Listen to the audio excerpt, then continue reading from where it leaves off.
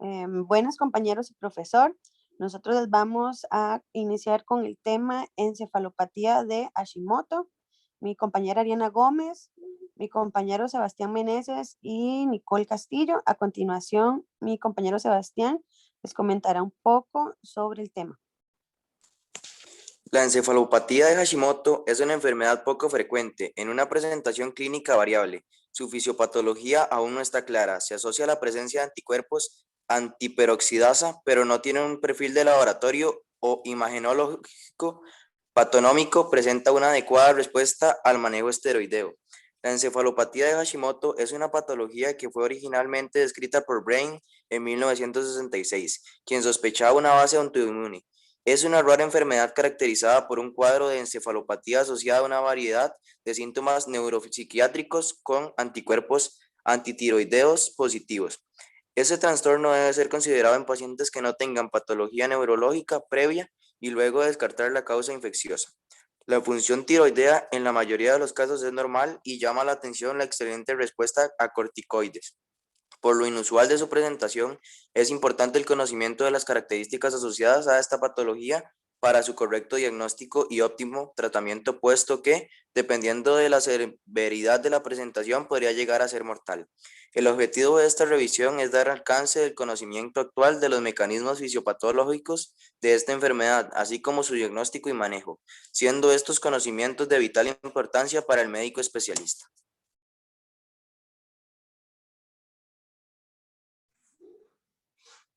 Ok, buenas noches. En cuanto a la prevalencia, les voy a comentar un poco sobre lo que es la encefalopatía de Hashimoto, que es una rara enfermedad. Se reporta una prevalencia de aproximadamente 2.1 por cada 100.000 habitantes. Se presenta principalmente en población ya adulta, con una edad de inicio de 50 años en adelante y predominante en el sexo femenino en una proporción de 5 personas a una.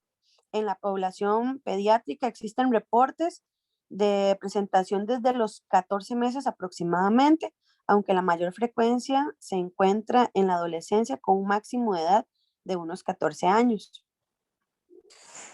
La etiología de la encefalopatía de Hashimoto es de carácter autoinmune.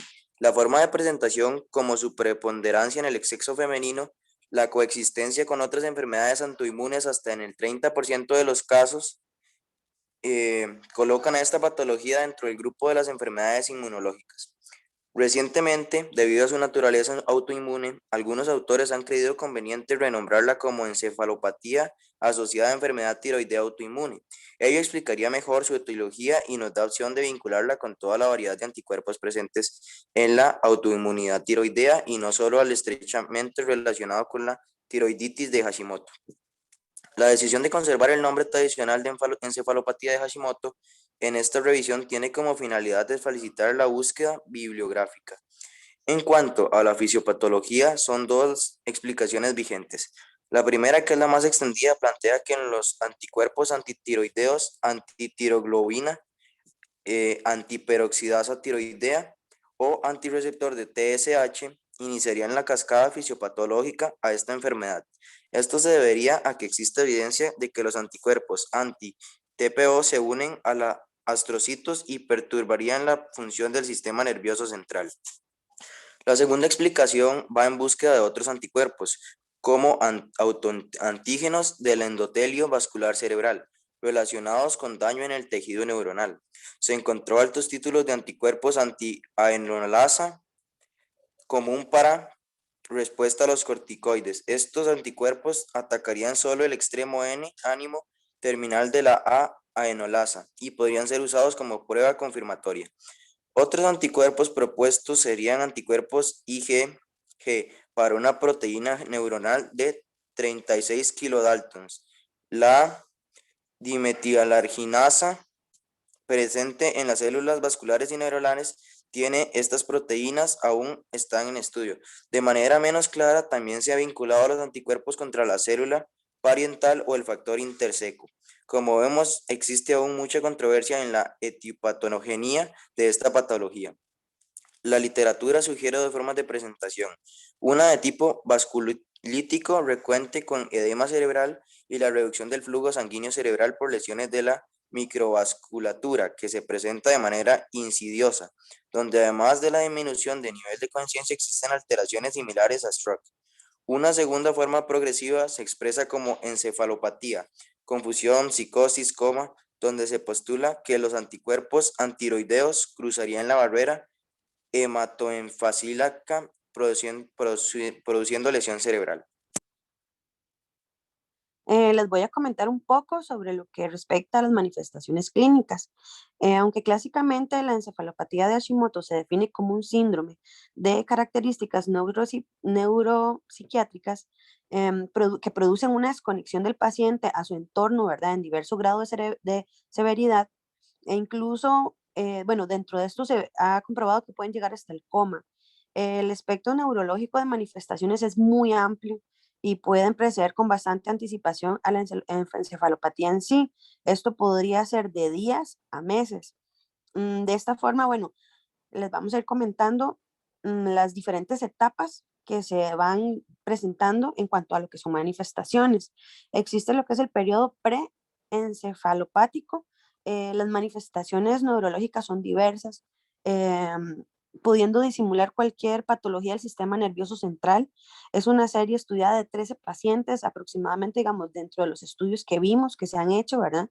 Se encontró que las manifestaciones más frecuentes asociadas fueron, por ejemplo, el deterioro cognitivo y cambios de comportamiento aproximadamente en 10 pacientes con predominio de compromiso frontal y temporal. En la evaluación neuropsicológica, ¿verdad? Convulsiones en 6 de esas 10 personas, trastornos de sueño en 9, de forma de hipersomnia en 6 y reducción de sueño en 3, cefalea en 4 de los pacientes y también se ha asociado a narcolepsia de inicio súbito con cataplexia. Esto se hizo en 13 pacientes, que esas fueron las diferentes manifestaciones.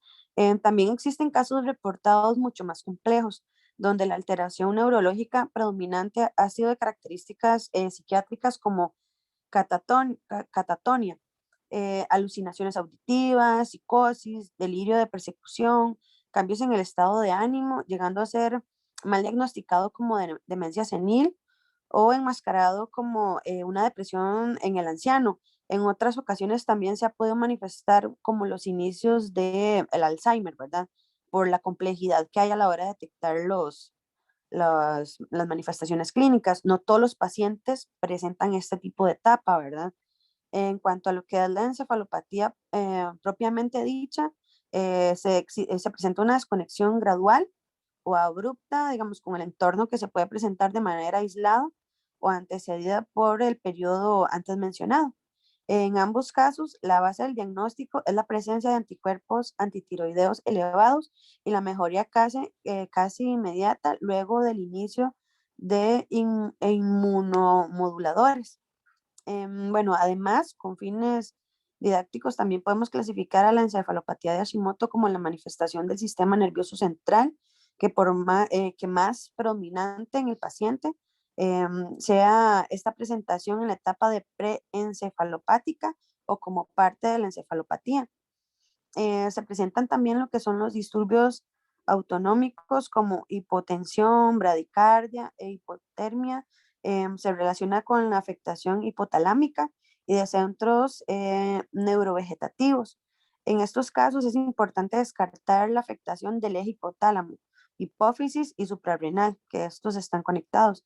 La afectación del cerebro asociada o no a la encefalopatía se manifiesta como hipotonia, oxoclunus, dismetría y disdiadosisenia.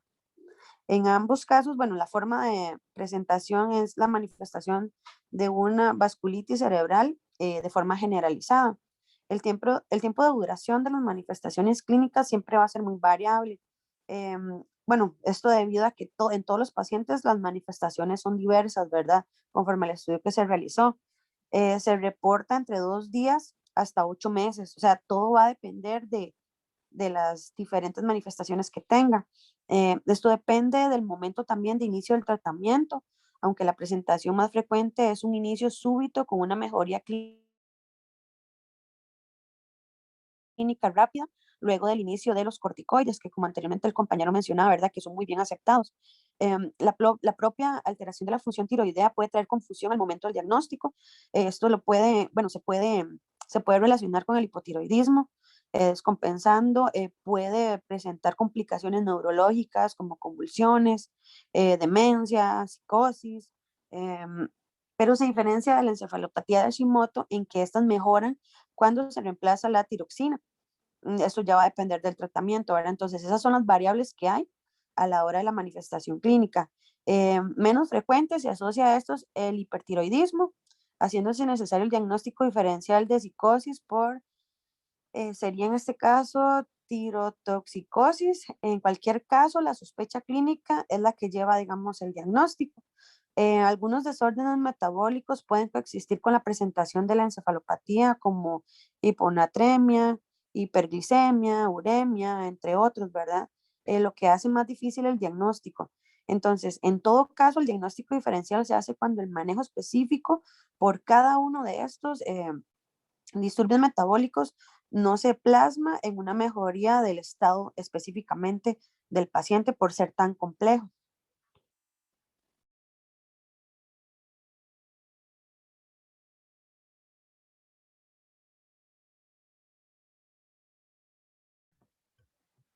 Bueno, yo les voy a hablar un poco del diagnóstico de esta enfermedad.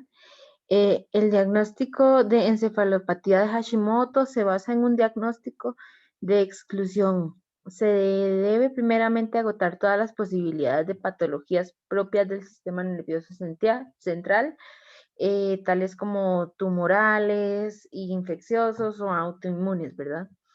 Así como patologías metabólicas y síndromes paraneoplásicos.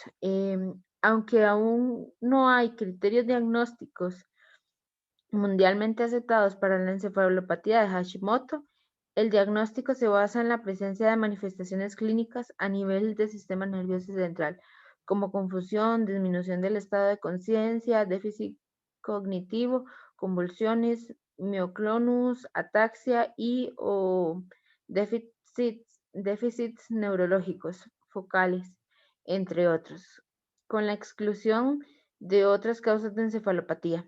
Sumado a lo anterior, es criterio fundamental encontrar al menos a un anticuerpo antitiroideo francamente elevado.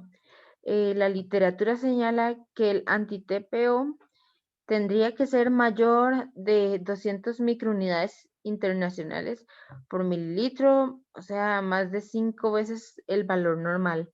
E inclusive algunos autores colocan como umbral un punto de corte de 500 microunidades internacionales por mililitro. A pesar de esto, son muchos los casos que se encuentran publicados que no consiguen este patrón, que no siguen este patrón y hacen el diagnóstico con valores mucho más bajos, lo que deja en duda un adecuado diagnóstico, debido a que la presencia de anticuerpos antitiroideos es bastante prevalente en la población sana y los síntomas son diversos. El diagnóstico de encefalopatía de Hashimoto se hace difícil y es ahí donde surge la pregunta, ¿realmente existe esta enfermedad? ¿O solo estamos viendo las manifestaciones de una patología autoinmune netamente cerebral que aún desconocemos? Nosotros sugerimos utilizar como punto de corte el valor de cualquier anticuerpo antitiroideo mayor o igual de 100 microunidades por mililitro para avalar la sospecha diagnóstica, pero un valor mayor o igual a 200 microunidades en por lo menos uno de los tres tipos de anticuerpos antitiroideos, los que son antiperoxidasa, tiroidea, antitiroglobulina y antirreceptor de TSH. Deja mucho más claro el diagnóstico. En ambos casos, luego de excluir otras patologías del sistema nervioso central, el diagnóstico quedaría corroborado con una mejoría notoria de una una mejoría notoria con corticoterapia. Los anticuerpos antitiroideos son necesarios, pero no suficientes para el diagnóstico, y el título no se correlaciona directamente con la severidad de la enfermedad. En cuanto a la función tiroidea, la mayor parte de los pacientes son eutiroideos. Al momento de la presentación de la encefalopatía, el análisis del líquido cefalorraquídeo puede presentar parámetros inflamatorios como la elevación del nivel de proteínas, cuyo valor también mejora luego del tratamiento, aunque hasta en el 80% de los pacientes tienen características normales. Ocasionalmente también se puede aislar los anticuerpos antitiroideos y se mantienen elevados. Posterior a la recuperación del paciente, es importante resaltar que los anticuerpos antitiroideos en líquido cefalorraquídeo se pueden encontrar también en pacientes con enfermedades tiroideas diversas u otras patologías del sistema nervioso central, como lo que sería la neurosífilis, sin necesidad de estar presentando encefalopatía de Hashimoto en el momento de lo que sería el dosaje.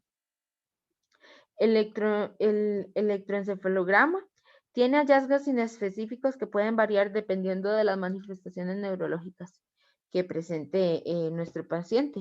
Y en los exámenes de imágenes, como tomografías o resonancia magnética cerebral, son en la mayoría de los casos normales o inespecíficos, pero son cruciales para destacar otras etiologías. Entre 49 y 50% de los pacientes pueden presentar atrofia cerebral difusa en localización cortical o subcortical, infartos o anormalidades focales corticales. De los casos evaluados, 2 de ellos reportaron alteraciones similares a lesiones en lo que sería la silla turca. Y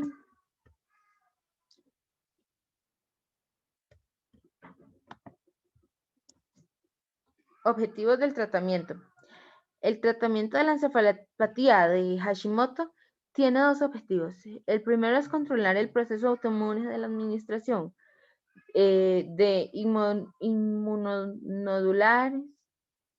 inmunomodulares o recambio plasmático. Lo segundo es controlar las complicaciones de la enfermedad.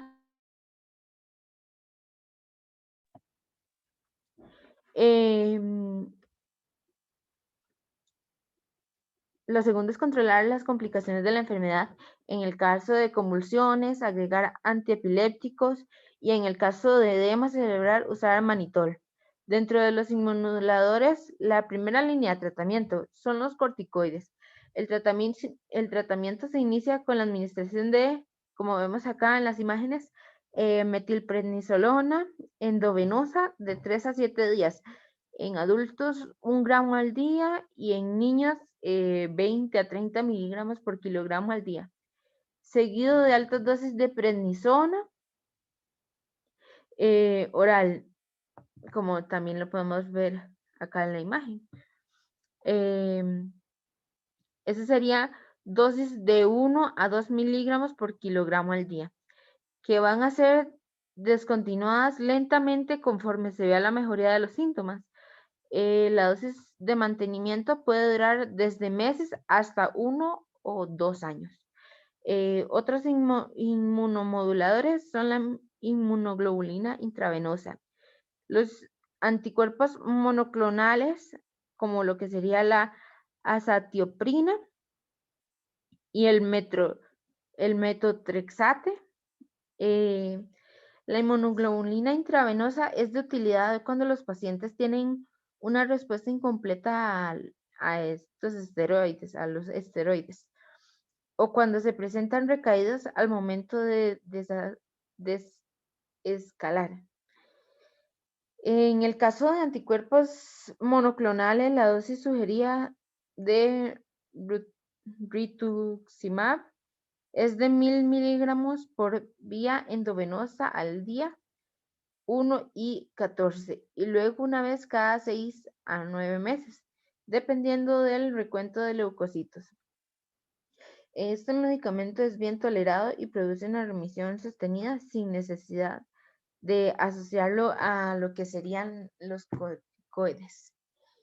Y esto sería todo por nosotros. Muchas gracias.